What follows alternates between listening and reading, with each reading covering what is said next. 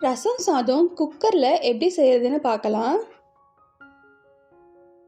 ஒரு மிக்சர் ஜாரில் 2 ஸ்பூன் மல்லி, 1/2 ஸ்பூன் மிளகு, 1 ஸ்பூன் சீரகம், 10 போல் பூண்டு, 3 வரமிளகா, கொஞ்சம் கருவேப்பிலை, 2 தக்காளி, கொஞ்சமாக பெருங்காயம் இதெல்லாம் சேர்த்து அரைச்சி எடுத்துக்கலாம். ரொம்ப விழுதாகவும் இல்லாமல் பேஸ்ட்டாகவும் இல்லாமல் மீடியமாக அரைச்சி எடுத்துக்கோங்க.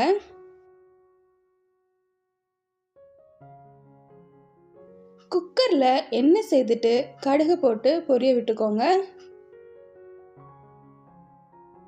கருவேப்பிலை, வரமிளகா, பூண்டு இதெல்லாம் சேர்த்து நம்ம தாளித்து விட்டுக்கலாம். இது ஃப்ரை ஆனதும் நம்ம அரைச்சி வச்ச அந்த பேஸ்ட்டையும் இதில் சேர்த்துக்கலாம். நல்லா மிக்ஸ் பண்ணி விட்டுக்கோங்க.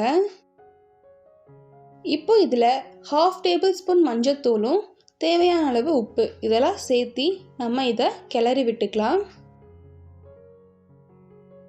ஒன்ஸ் எண்ணெய் பிரிஞ்சு வந்ததும் இதில் புளி கரைசல் சேர்த்துக்கலாம்.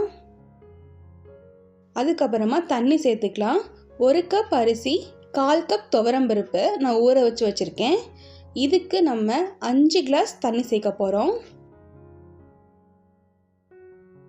தண்ணி சேர்த்துட்டு இதை ஒரு 3 விசில் விட்டு எடுத்துக்கோங்க.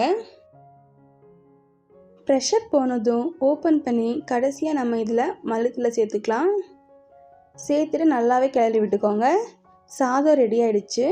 நீங்களும் இதை வீட்டில் கண்டிப்பாக ட்ரை பண்ணி பாருங்கள்.